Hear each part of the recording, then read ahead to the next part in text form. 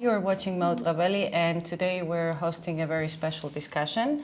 Joining from London, we have Ann Pettifor, renowned political economist, author, and advocate for social justice, economic justice, and sustainability. And here in studio, we have Ia Eradze, political economist and researcher from Georgia. Thank you, first of all, both for finding time and joining us today. So today we'll discuss the role and power of financial institutions and monetary system, both globally and in Georgia. But before we dive into this discussion, I would like to just provide a brief overview of the ongoing political crisis in Georgia, what's happening here.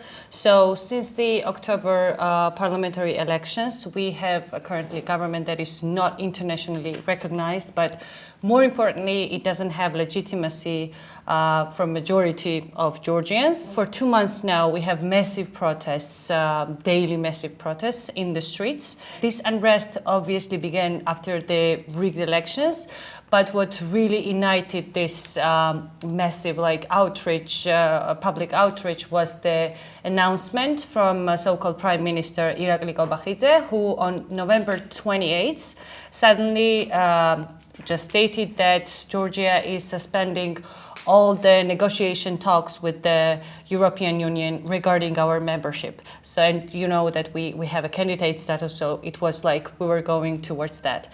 So the political crisis further escalated when Georgian Dream started using brutal police force against people. So currently what we see are arrests every day, people are beaten up in the streets, and there is targeted violence towards opposition leaders, journalists, citizens every day. So this is where we are now. It's been going for 2 months already. And yeah, this is like what we can say about the current political context. And before we turn to you, I would like to invite Ia to set the stage and talk a bit about the economic context in Georgia. How can we outline the structure of Georgian economy? Who has the power right now? More specifically, what is the role and influence of financial institutions in this power distribution? Like, that will be the first question.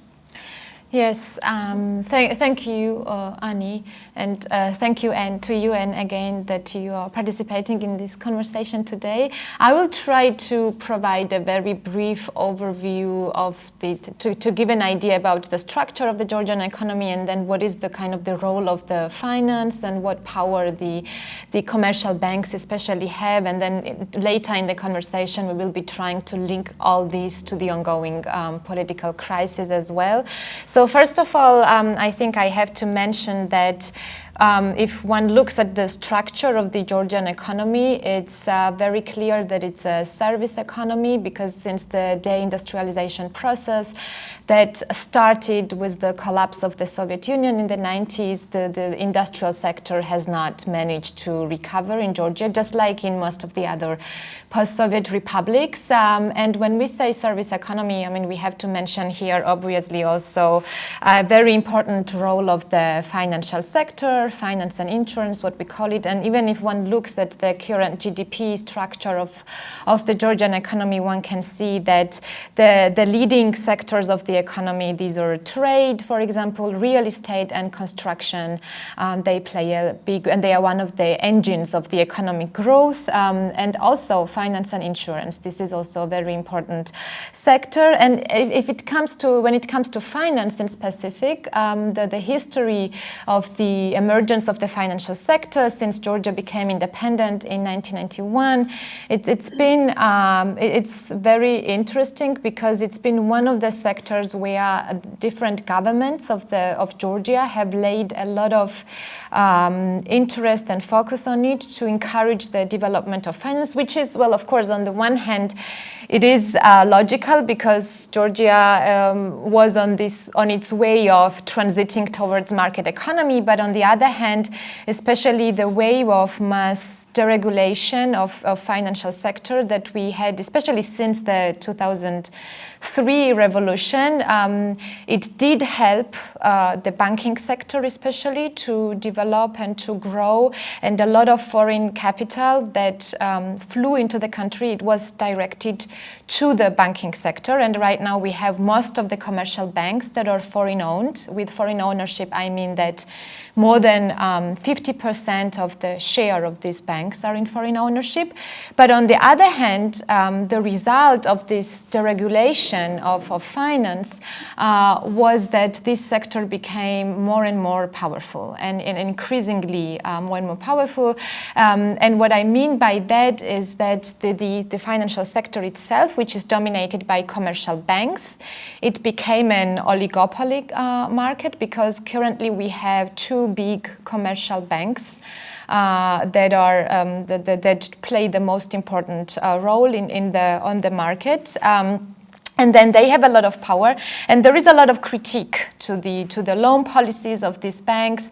On the one hand, if one turns eye on the role of the banks and their loan policies in terms of encouraging the Georgian economy to develop, there is a lot to criticize, because one can see and one can observe that over years and decades, the main sectors that the Georgian banks, for example, have been giving loans to, this has been sectors more like trade and real estate and construction and tourism, and not so much manufacturing, agriculture. There is also a lot of critique, and research has been done on how especially small and medium enterprises are suffering in Georgia because they don't have access to capital. And one has to emphasize that the loans of commercial banks in Georgia are also basically the only source where one can get access to capital, because we don't have, capital market is not developed, we don't have development banks, we don't have any state-owned banks, so the commercial banks are the sole source of the capital. And the SME sector and the startups, they have a lot of issues in accessing the loans since years already. So, and also one of the critique that has been around in regards to the commercial banks in Georgia is that they have also massively facilitated the indebtedness of Georgian households through their very aggressive lending policies since already 20 years, and we have faced issues of over-indebtedness and so on and so forth, but we'll talk about this later. So what I'm trying to summarize is to say that the power of especially the commercial banks, because they are the key actors on the financial sector, it's immense. The 2 banks are the major actors, and also these banks have managed to penetrate other sectors of the economy than the financial ones. The examples are the insurance, the health, so the hospitals, owning hospitals, real estate and construction sectors, also partially education sector. So we see different dimensions and signs, what we could call also financialization, because this is how far the influence and the power of these banks go, and their assets are on rise, and currently total assets are higher than the GDP of Georgia as well. Lastly, I mean, my last point would be that we are in a situation where, I mean, Georgia is obviously a very small economy, and it's a very open economy too, and the whole economy has become so much dependent on these 2 big banks that these banks have also become what we can also call too big to fail in a way, because they are extremely relevant for the system, and their power vis-a-vis other businesses, vis-a-vis households, and even vis-a-vis the Central Bank of Georgia is big. So this is how I would kind of summarize the power of finance in Georgia, and then we can turn to. Yes, thank you, Ia. And before my next question was about how financial system and how the monetary system works in the, globally, and how they influence the government, societies, democracy, industries, and so on. But before we switch to that, I just wanted to hear your assessment of what Ia just described, and also if you could point out the challenges that countries like Georgia face in this post-Soviet transition period. Yes, well, first of all, thank you for having me. And it's a privilege to be able to learn so much about what's happening in Georgia and to get it through directly from you and not through the lens of the Financial Times and so on. So I'm grateful for that. First of all, can I say that there's one thing that I find extremely optimistic about the situation in Georgia, and that is the public uprising. I don't think we should underestimate how important that is. You know, this is an example, and I can see how painful it is. I can see how repressive it is. I can see how dangerous it is for activists to take to the streets in Georgia. But what it shows is that there in Georgia, there is a popular, if you like, uprising, an understanding of the injustice of the system, and deep anger. But it's being expressed in the streets, and it's being expressed, if you like, collectively. And I take great encouragement from that, even though it's not yet proving successful, perhaps. I mean, part of the problem in the West is the absolute passivity, if you like, of politics and the failure of people to take to the streets to express their anger. Instead, what they're doing is through the electoral system. So I want to say that that's something positive to take from Georgia, is that the aliveness, the life inside the social and the political life there is within Georgian society. And Georgia is just trapped in what all economies are trapped into, which is the marketization of everything. Everything has been turned to the markets. Money is marketized. You know, food is marketized. The roof over your head is marketized. And it isn't just marketized in Georgia. It's globally marketized. There are global markets for property. There's a global market for money. There's a global market for commodities, for food, for grains, for oil, for energy. And all economies are subject to those global markets. And the point about them is that they are totally unaccountable and totally inaccessible. As much in Georgia as in London or New York or, you know, even, if I might say so, Shanghai.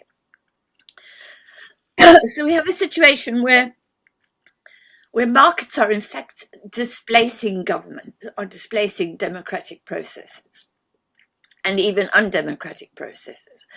And the people are rising up against that. And it's quite often inchoate. It's kind of an uprising which isn't, if you like, coherent, but it is a reaction.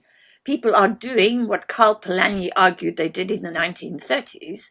They are saying we need protection from these global markets. And I know it doesn't come across as entirely coherent, but it is a reaction. It's as much a reaction against global markets in the United States, the Trump vote, as it is in Georgia, as it is in Britain when we voted for Brexit, and when we're now increasingly moving to the far right. And of course, it's also a reaction in Germany. And that reaction is, if you like, it's not hitting the mark. It's not going after the real target often, but nevertheless, it's society saying we have had enough of government by markets.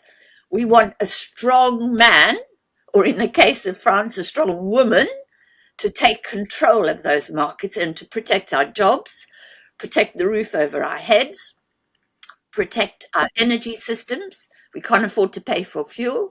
Protect our food systems. You know, we're in a cost of living crisis. And I just want to stress again, without trying to lessen the importance of what is happening in Georgia, that this is a global phenomenon. And the question is, how does society deal with these institutions? Now, when it comes to the big banks in Georgia, this is a power that we've granted to the financial system. And by we, I mean society. We've allowed them to become deregulated. We've allowed them to be globalized. I'm pretty sure the Georgian banks, which are dollarized, according to the work that Ia has done, is, you know, that means the Georgian banks are engaged in the global economy. They're dealing in the US global reserve currency, the dollar. And what that means is that, they're not taking account of what is important in Georgia and for Georgians. Because, of course, they're not, because actually they're more interested, and it's more profitable, if you like, to engage in the global system. So I think we have to begin just with that image, that picture of markets being in control of everybody, everywhere. Perhaps not in China, perhaps not in some of the more authoritarian states, but on the whole, markets are the government, and societies are reacting to that. Now, the question is that reaction is not progressive. It's not a good one. It's not one necessarily that says, let's rebuild the welfare state. Let's have socialism. That's not the demand coming from the streets. The demand coming from the streets is let's have protection. And it takes the form of nationalism. Let's protect our borders. Let's protect our families. Let's protect our market in housing and food, as said, and in health. And that protectionism we respond to. We have to respond to why it's there and what it's about. And I don't think the left has quite understood how to do that yet, not here in Britain. Where we, because part of the problem that we all face is that those markets were built not by the far right. They were built by social democracy in the West. In the United States, the Democrat Party is responsible for the deregulation of, for example, global commodity markets. I'm writing at the moment about how speculation in commodity markets, global commodity markets based in Chicago, at the Chicago Exchange, that was deregulated by Bill Clinton in 2000, working with Alan Greenspan and Professor Larry Summers of Harvard University, one of the biggest names in economics.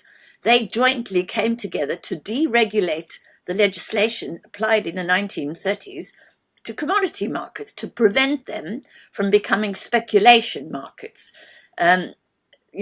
Farmers, of course, always have to hedge risks into the future, and farmers have used markets to hedge risks. But what Clinton and Summers did in 2000 was to enable markets, commodity markets, also to be a place for speculation. So when you have a system which is creating too much money, if you like, we have a system where the global monetary system is issuing loads of credit, up to something like $450 trillion globally. That money has to land somewhere on something solid, and commodity markets are a very good place in which to invest your excess capital and effortlessly make returns, because speculation is when you gamble on investment in a commodity, for example, oil or gas or grains, and if your gamble is good, if you win, you haven't done anything to win that. All you've done is gamble. So it is one of the effortless ways of making money, and it's really big now. It's affecting all of us. The inflation in food prices is a global phenomenon. It's happened across the world, not just in Georgia and not just in Britain and not just in the United States. And it's a result of work in these global commodity markets. So I'm sorry if this is too big a picture, but I want to situate Georgia in that environment and explain that what I find healthy about Georgia is that people are saying, no, we don't want this system, and we don't want to be governed by foreign forces, whether or not it's Russia or Hungary or New York or Chicago. We want to be governed here at home by the people that represent us. And I think that's a really important demand. But the question is quite how do we get to a positive result on that one? You're talking about the democratization, right, of the financial system to regain the democratic control over the monetary system, for instance. So, how do you think, how can that be achieved? What steps, what measures should be taken? I mean, first of all, we need to really make clear what we mean by democracy. So, for many in the West, democracy has meant capitalism. basically. Democracy hasn't meant socialism. It's meant you get a system of capitalism which is increasingly centralized, which is increasingly commodified, which is increasingly financialized. And we've got that under democracy. And that democracy has hurt, the workers in the Rust Belt of the United States who've lost their jobs. It's hurt people whose incomes in real terms are falling. It's hurt people who are dying in the United States because the health system is run by markets, right? In Britain, we've just managed to keep our health system under the control of the state and not under the control of markets. That is beginning to slip away. But what I'm trying to argue is that democracy, in the way it's positioned in the West, has given us the crisis in the United States. Which is a devastating crisis. It's the rise of that, in my view, is the rise of fascism in the United States. And that's a really scary fascism because this is the most weaponized state in human history. And we've got that from democracy. So we need to be a little bit careful what we mean by that. I mean, for me, it means what do the people want? What is it that serves the interests of the people? And then the question is, how do you do that? And I'm a Keynesian and I'm also a Polanyian. Right. And Keynes tackled this question in the 1930s. He saw the rise of fascism in the 1930s. He saw that it really was a reaction to the way in which the monetary system had been captured by the elite and used in their interests and hurt the majority. And he argued that we had to subordinate the financial system to the interests of the majority, to the interests of society. And how did you do that? Well, for me, the big answer, which in the West we don't like to talk about, we find it scary, is capital controls. Money should not have the power. First of all, money should not be marketed. Money is not a commodity. The Bitcoiners and the cryptocurrency crowd can believe that money is a commodity, but it's not a commodity. Thank God it's not a commodity, because commodities are scarce. There's only so many crypto coins, apparently. I don't believe them when they tell me that there's only so many. But anyway, apparently there's only a scarce supply of Bitcoin.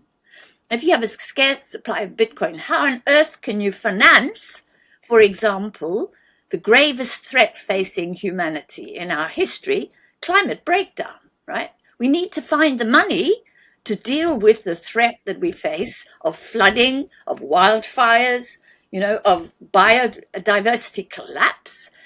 These are all things that we're all facing. And if you only have a scarce supply of money, how can you finance that enormous challenge that we face? If you've only got a scarce amount of money, which is a commodity, how do you fight a war? Right? Of course you don't use those currencies, despite whatever Donald Trump is pretending he's going to do. Or they've tried that in countries, in El Salvador, for example. It does not work, right? So the great thing about money is that it's a system that society has evolved over thousands of years. David Graeber, the anthropologist, says we started to develop credit systems 5,000 years ago. And they are based on a social relationship, the relationship between me and you, and I am promising to pay you for something that you're giving to me. And that promise to pay is a social construct.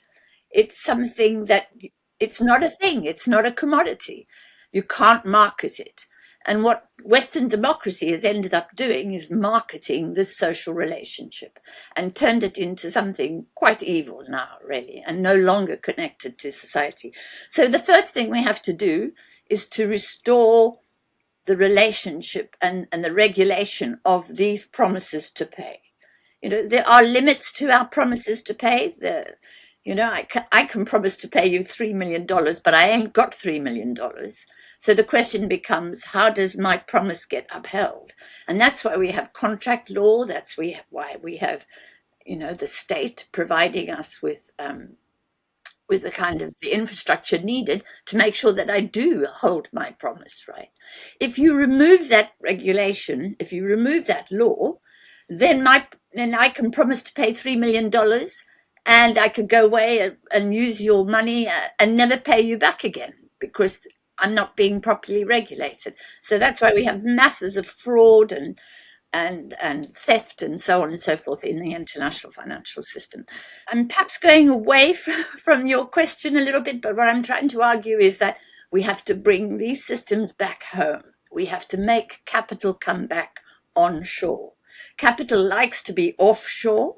Capital likes to operate outside the boundaries of society, outside our cultural, but also our legal boundaries. We have to bring them back onshore.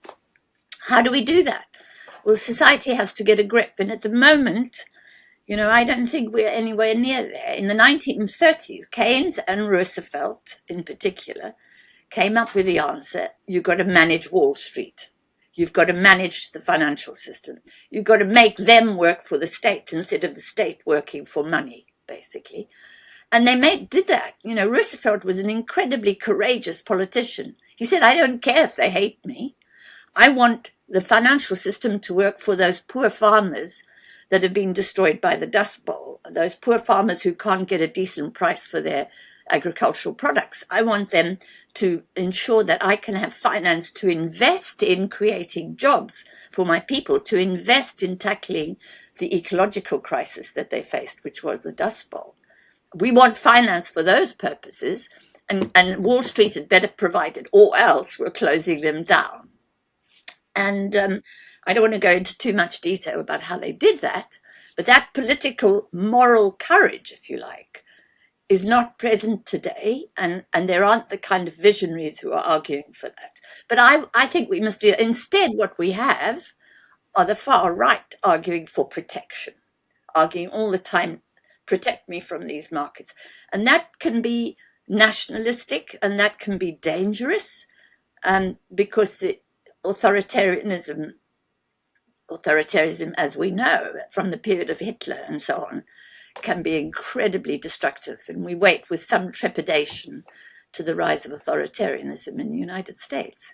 You mentioned the creditor responsibility as well, right? Like we have a horrible situation in Georgia when it comes to over-indebtedness, and Ia can tell it perfectly what happened and how we got here. But how can we strip banks from this sort of exclusivity to be issuing debts, and how can we manage that? Yeah. For me, the first thing is education. I think we have to understand the way the system works.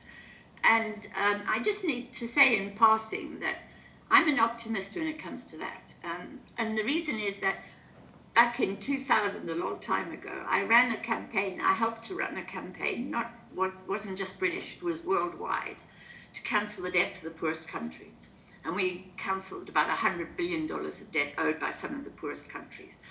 And the point about it was when we began that campaign, everybody said to us, this is far too complicated to explain the international financial system, the system of sovereign credits and sovereign debts. These is very high-powered and we said, no, it's not. It's actually common sense. But we have to explain it in common sense and not use the language of economists who like to explain it in physics and mathematics, and so we can't understand what's going on. And so we explained to people how the system worked. And to our astonishment, and to the astonishment of the World Bank and the IMF, people stood up and said, hey, we can see what you're doing. We can see what you're doing. You're exploiting those low-income countries while you're benefiting the rich countries and so on. And we won. We persuaded them they had to write off those debts because those debts were not legitimate. And in that process, we also argued very powerfully with Keynes, and indeed with civilization over centuries, that usury is a sin, that very high rates of interest on money is sinful, it's evil, because it doesn't involve effort. You're making money from the fact that you simply have some capital, right? And so you're effortlessly extracting more capital from poor people in particular, right? So we made a big thing about interest rates. And I want us to say that again. I want us to revive. For 5,000 years, for more than 5,000 years, but certainly for 2,000 years, it has been a sin in Christianity for bankers to charge very high interest rates on loans. They called it usury. In the period of the Renaissance in Florence, bankers were being punished by the Pope for their usury. To get out of that, they began to invest in Michelangelo and works of art. And they used to give these to the popes as a way of getting relief from the attacks on usury, right? That's how much it cost the bankers of Florence in those days to cheat and to charge high rates of interest on their loans. But nowadays we don't talk about usury as a sin. The word usury is more or less banned in Western democracy, right? We've got to revive that. We've got to actually accuse the Georgian banks of committing this sinfulness. And I need to tell you that it's not just a sin in Christianity, it's a big sin in Islam. Mm-hmm. It's so interesting to me that the Islamic banks, now they cheat because they do charge interest, but they call them administrative fees. But even so, it's very embarrassing for them to be caught charging rates of interest. It's not embarrassing in my country. You're considered brilliant if you're a banker in the City of London and you steal money from people by charging very high rates of interest, right? You're not a sinner, you're a winner. So our values are distorted. So I would go back if I were in Georgia, and I would start with a campaign of how sinful the interest rates are that the banks are issuing. I can tell you, you'd have the public behind you on that because they're all suffering, as Ia was trying to explain. But because we don't regard interest rates as a sin and we don't treat it as contemptible, we don't actually arouse that anger against the banks. Instead, we all say, oh, please give us a loan. I haven't got enough money and I'm so grateful to you. We don't want that. We want to say you have an obligation because your power as a commercial bank depends on the resources of this country, of this state, and of these people, right? Without us, you would not exist and you would not make a profit. We've got to change that dynamic in the conversation.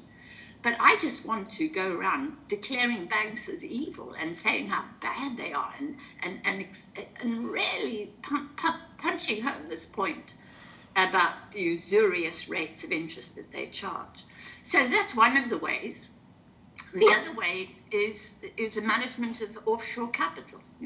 It must be a sin to take your money offshore, and it must be a sin, for others to come. And now that is harder. But in Britain, for example, we're beginning to talk about it. I was very interested. Last week, Spain announced that they were going to charge 100% taxation on foreigners buying Spanish houses. Right? So foreigners want to live in the sun. They come from the north, from Britain and Germany and whatever, and they want a house in the sun. And they only want to be there for a month in August, perhaps, really.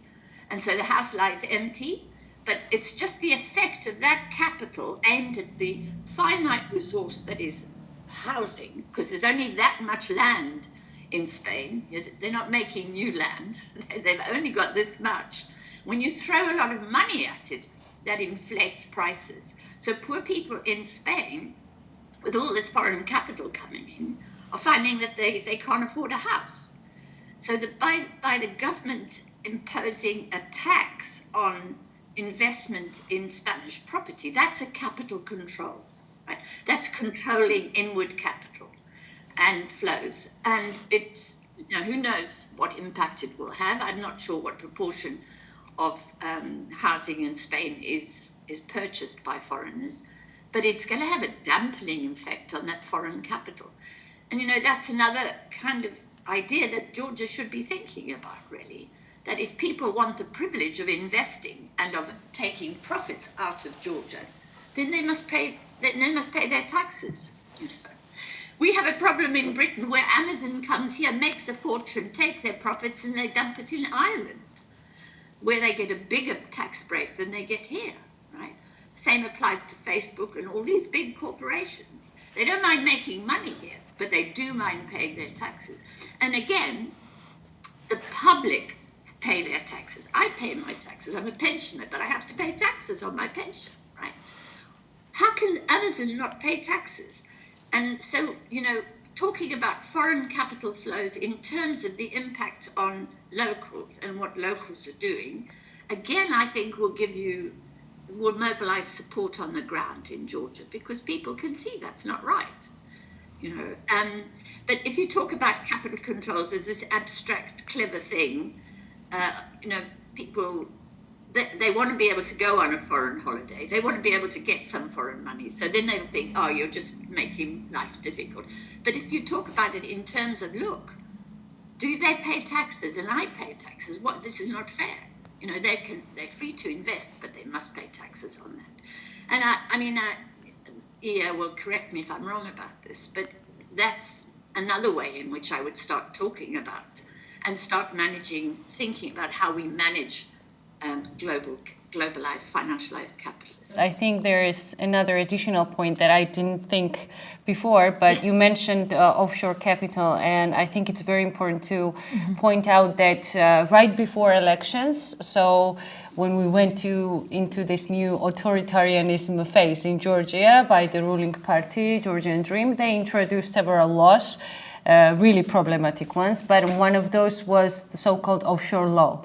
And I think that it didn't get that much attention because it was not very well explained by the opposition parties. And you have to understand there is huge mistrust towards political elites in Georgia and generally. So Ia was one of the first people that I personally asked to better explain the problems connected to this offshore capital and this law.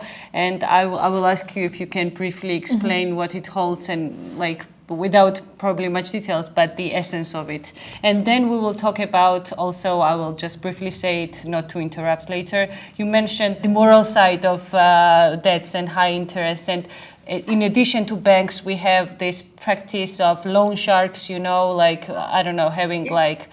more than 50% interest rate, and it's just completely deregulated, and they are working together with schemes with banks. I will ask Ia to talk about the offshore law first and then go to the debts in Georgia. Yeah. Yes, and you raised so many very important points. I will try to reflect also on this offshore capital topic in general, maybe not to concentrate too much on one law, because and also link this to the deregulation of finance and indebtedness of people and democracy, of course, because that's the main struggle right now. That's why people are out in the street, because this is a struggle for democracy in the first place. Well, I would start with very briefly again that this idea in Georgia, or actually all the arguments you are mentioning, they are almost never heard here, unfortunately, neither in our media, nor in academic debates, and also most of the civil societal organizations. You don't hear that kind of debates. And also at the universities, and I know it because I'm teaching myself at the university, the most dominant ideas are very much neoclassical ideas, and that's also how most economists, or almost all economists, correct me if I'm wrong, from a perspective of a journalist, they would never argue the way you do, for example. And this is something we need extremely. It's extremely important. And this is also important to see critically how the things that you were mentioning, this approach to, for example, also offshore capital, how it's normalized that, for example, the key companies in Georgia that work in the mining sector, for example, or that have the rights over natural resources in Georgia, these are mostly also foreign-owned companies, most of them are registered in some offshore countries.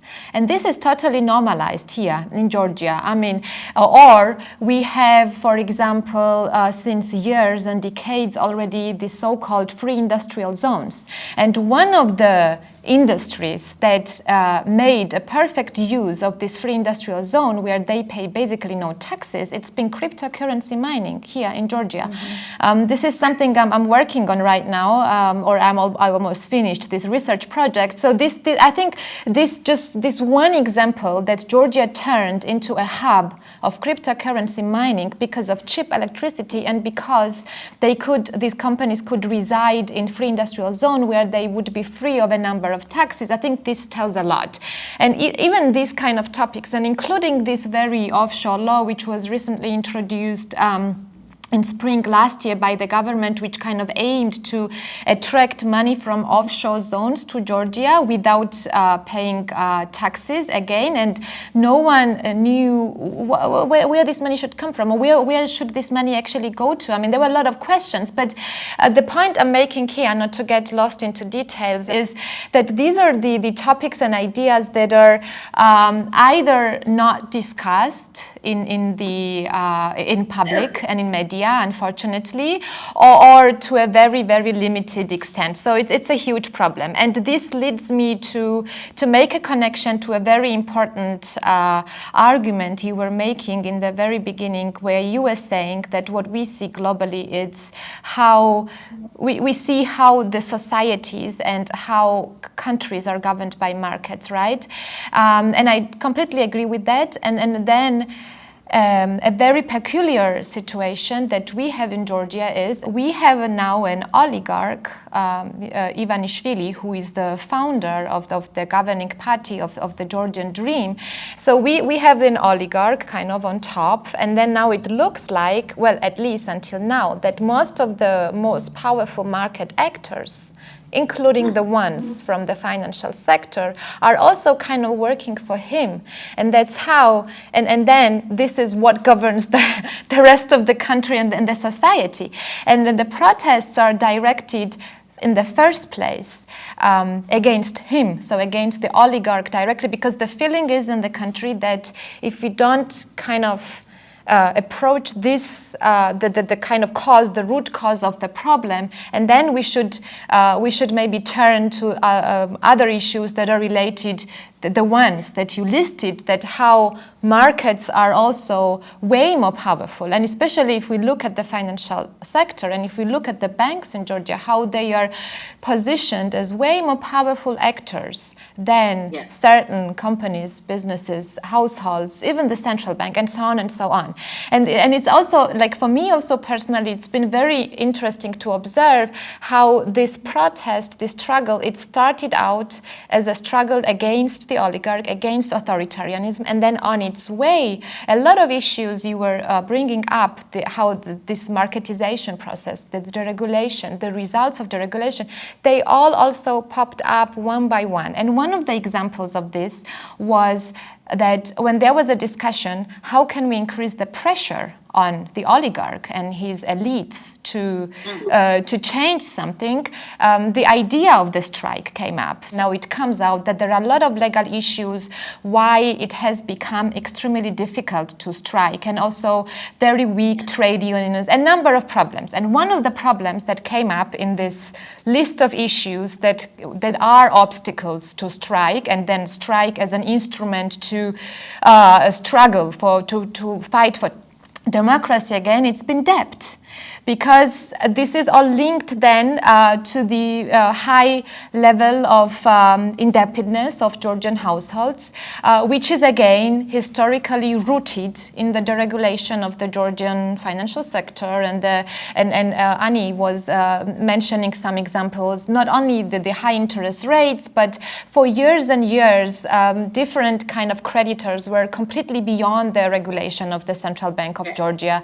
There was nothing like payment to income ratios, nothing like loan to value rate. Basically the banks, there was nothing like interest rate ceiling for years. And this debt, the household debt that has been accumulated, and by now we say that very roughly only those who are indebted to commercial banks, it's every second adult person. That's just commercial banks. And we have, many other, we have microfinance organizations, we have what you call usury, the private, the loan sharks, but we don't have data about them because they've been beyond all kinds of regulation. This protest, which initially started out as just as a political one, it then kind of uncovered the underlying socio-economic issues connected to how weak the labor is, how powerful the financial sector is, how disempowered the workers and normal people are because of the debt burden they cannot even strike. And there have been also 2 demonstrations, well, rather small scale, but there were 2 demonstrations, and they went to the Central Bank of Georgia with the request and with the demand that in this very crisis, in this crisis for democracy, so the question came up, and then it would be interesting to hear your opinion on that. The questions came up, what is the role that the commercial banks, I mean, are they responsible for anything in this mess, so to say? And then especially the central bank. What role should they play, and what can we expect? To whom should they be accountable? To the oligarch and his elites and keeping everything going, or listen to the demands of the majority of the population? And also, and I would add, like, whether you can provide successful examples of I don't know, such as resistance. Yeah, these are all big questions. First of all, on the question of successful resistance, I mean, sadly, there's not enough examples. I'm thinking particularly of Argentina. So I was working in Argentina in 2001 in their first big financial crisis. And the Argentines just gave up on the banks, and they began to create their own monetary systems. They began to develop systems of credit, which were just based on trust between neighbors, between local people, between communities, because they had to find a way of buying and selling, of transacting, because they could no longer rely on the banks. So what you find is that in a crisis, society knows what it has to do. I love the story. There's an Irish story of the 2 local banks going bust in Ireland. And what happened in the end was the manager of the local pub became the banker. And all it was Mr. Jones would walk in and say, I promise to pay, here's my credit slip, and I'll sign it here. And the pub owner looked after the credit slip. And then Mr. Smith, who was owed the money, would come back and say, look, you've got the credit and he hasn't paid yet, right? And so they had this system coming where they had pieces of paper behind the bar, which were promises to pay and where they had to fulfill and help. And the barman was the guy who said, hey, you haven't paid. Come on, sort this out. So, people do find alternatives. And it would be an enormous threat to the commercial banks if people turned away from asking them for money and instead developed local systems. But I can't say the Argentine experience resulted ultimately in success, because it hasn't done. It's just gone through a series of crises. I think there isn't much hope. I mean, so I want to come back to the whole question of democracy in Georgia. And I want to say that the left on the whole is reluctant to use cultural issues to fight these wars, basically. All of these have got, principles about lending money and rates of interest. They are there. Dig deep, you'll find them, really. And for many people, it's kind of quite conservative principle. And I think the left should look at these conservative culture. What we did with Jubilee 2000 to get the debts cancelled, we had to go and speak in the United States, to evangelical Christians. And the evangelical Christians were people that, in the deep South, were people that nobody wanted to deal with, right? And I worked with President Obasanjo, who was the president of Nigeria at the time, and he was an evangelical Christian. And we wrote a letter from the president to the evangelical Christians in America and said, do you know what your government is doing? They are exploiting the people of Nigeria through the banking system, through the internet. And you have to come out and support us. And to our astonishment, they came. Because the Bible said so, and the Old Testament says it's a sin, really. But we were nervous about working with those people. And I want to argue that we shouldn't be nervous. We should use, their beliefs and their values to challenge the commercial banking system. And I think too many on the left are kind of contemptuous of those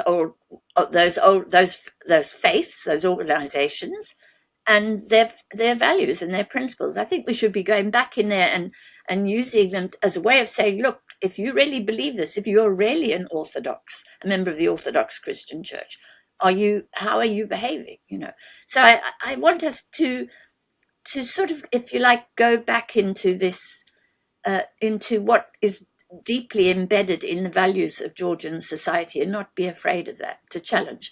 Now, I don't think that's going to be successful. It's hard to do that, and hard to get whole societies to change.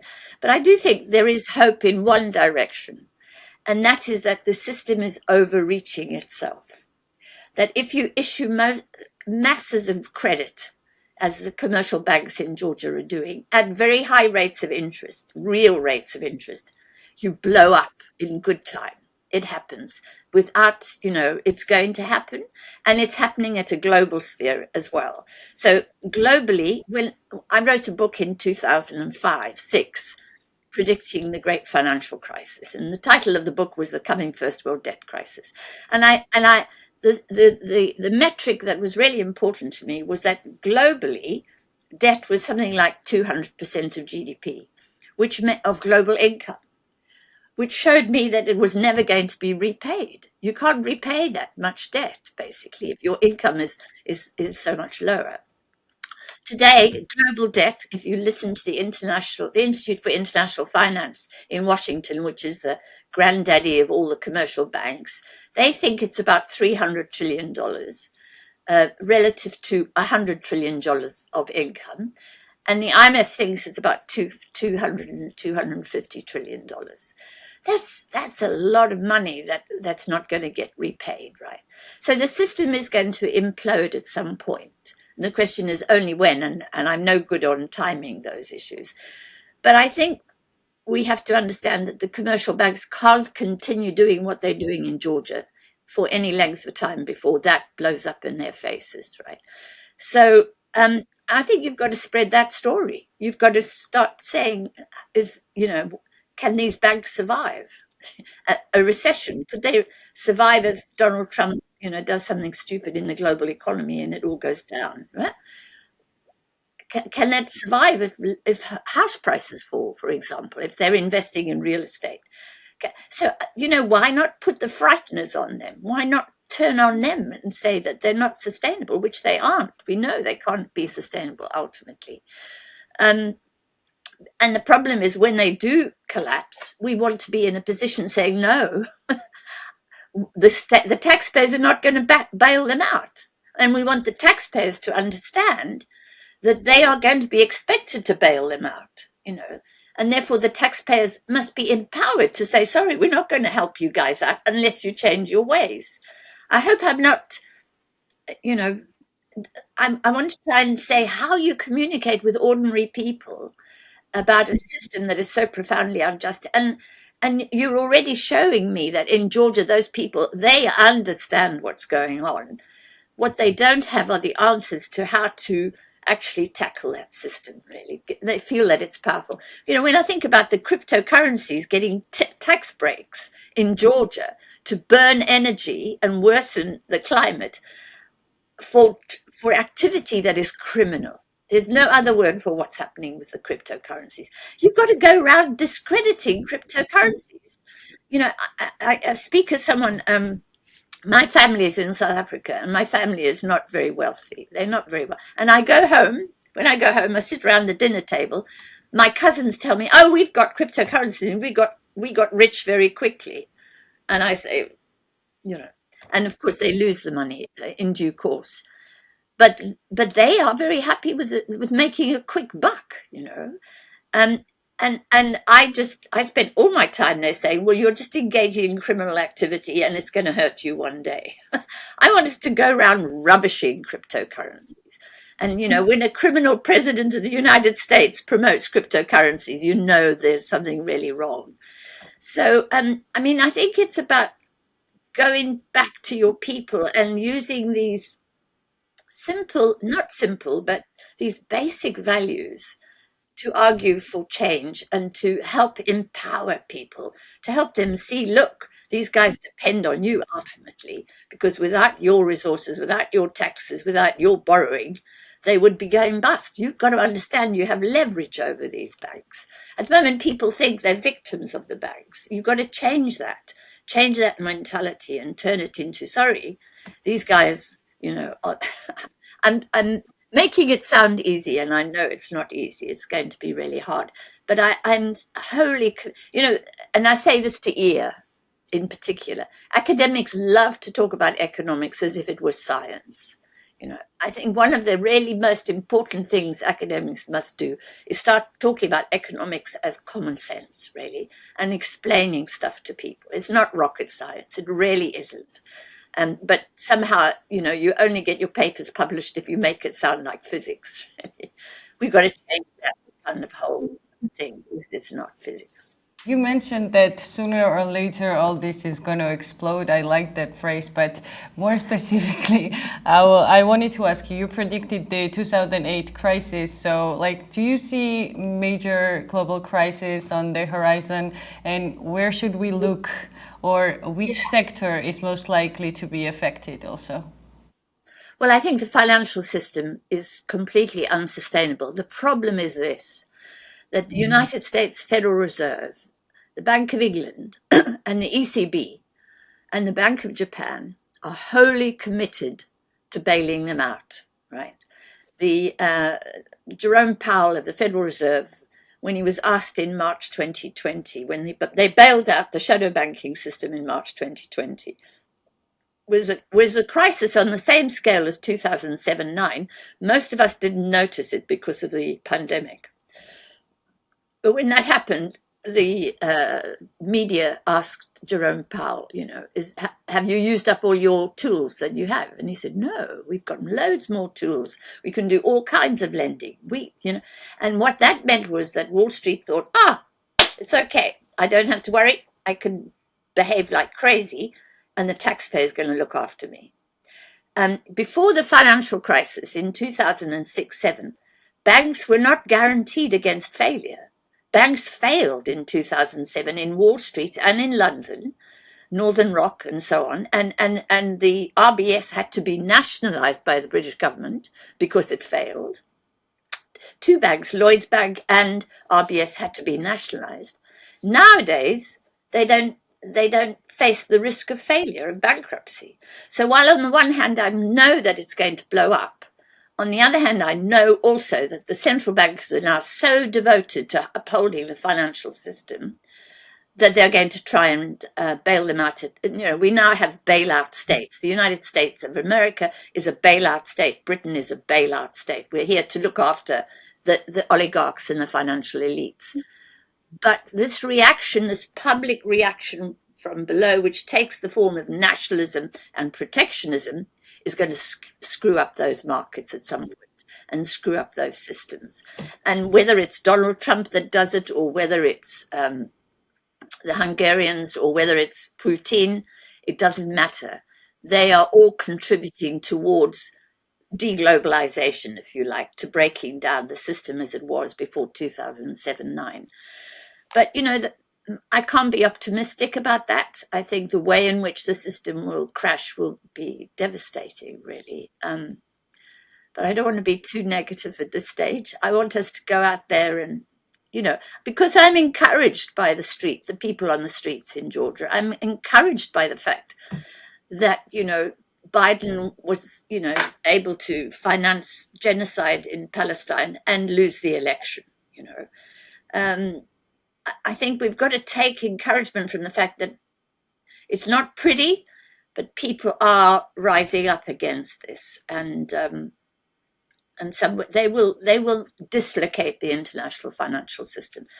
Unfortunately, it can be very damaging to all of us, but equally, it also shows the sign of popular, genuinely democratic resistance to the international system.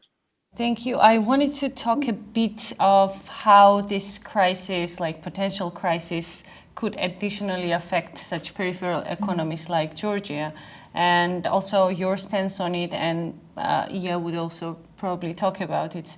But I also have a follow-up question, which is better to be discussed here because you mentioned it briefly. So I honestly have this question, like, how would you assess this growing influence of tech billionaires into politics? Like, what do we see here? What is this tendency? And also I wanted to know your stance regarding this concept of techno-feudalism, and how do you see, like, what is this stage? Like, is this like the dying phase of capitalism? Are we going into something else? I also wanted to hear more about it. Yeah, I think it is capitalism kind of eroding itself internally, because it's, you know, there aren't no free markets. All of the ideology of capitalism is lost. You know, this is the tech billionaires acting as parasites on the state, on the taxpayer.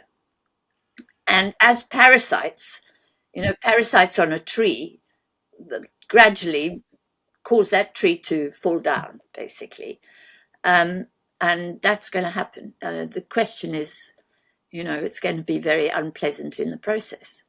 You know, we had this crisis in the 1930s as well. We had oligarchs and we had authoritarianism and we had the reaction to it, and we had a catastrophic world war. And that destroyed the system, and we got a new system after that. But, you know, who wants to have a catastrophic world war? Yeah, but I do think that capitalism is eating itself, and that it's going to be extraordinarily damaging, you know. But, you know, what is the answer to that? The answer to that can only be, and often quite a reactionary one. Yeah, so it's hard. It's hard to think how to cope with it. And you know, we can hope that they will destroy themselves, but in the meantime, a lot of damage will be done.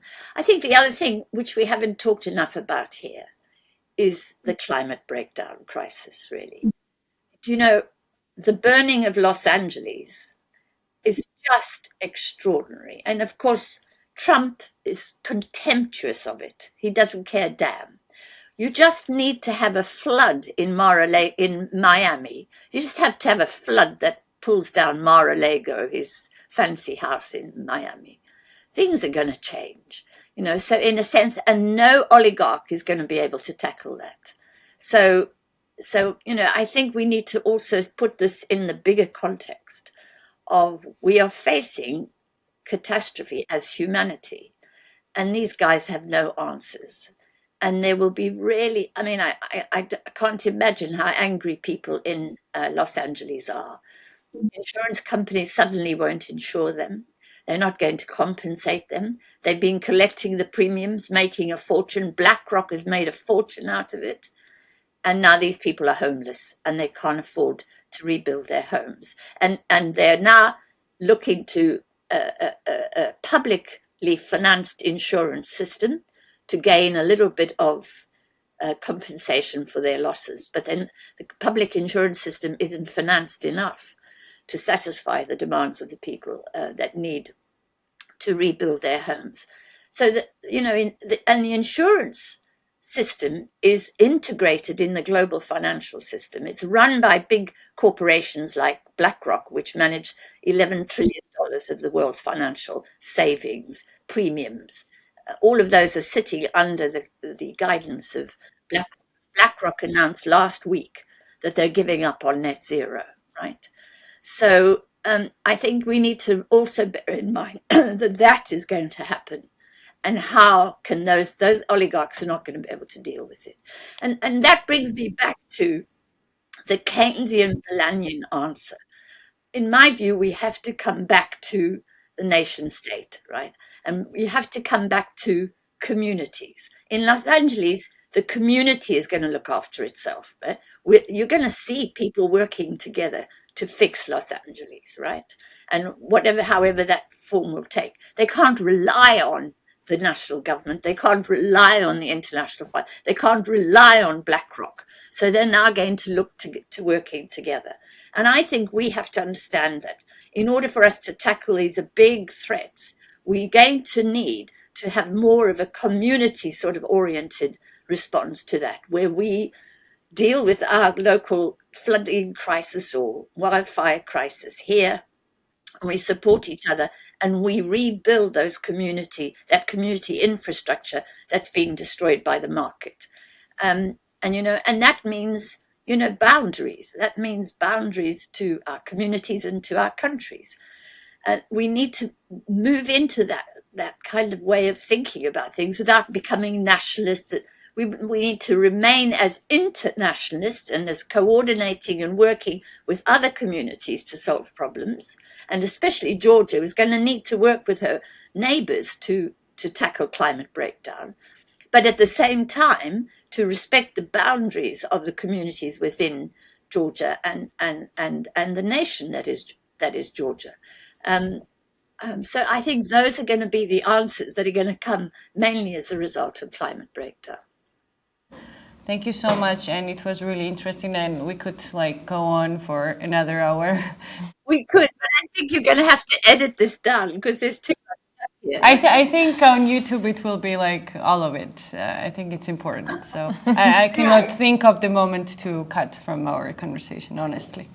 Yeah, thank you so much. I think pleasure, and I hope it's been helpful to you as well.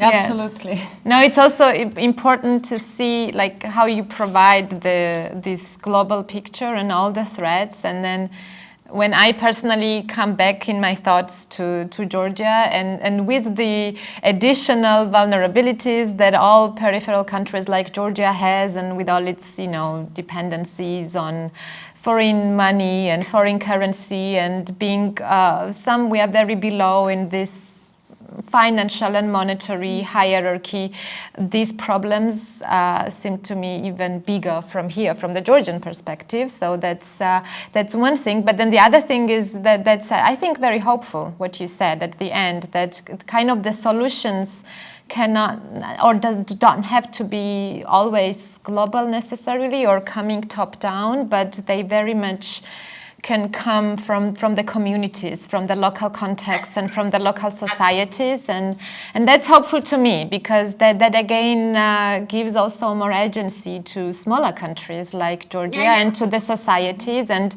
it gives also more importance to the struggles going on here, and that's the optimistic side of the story for me personally. So thanks for bringing in this lens also. Yeah, the crisis as an opportunity to for rethinking a lot of things, definitely. Yeah.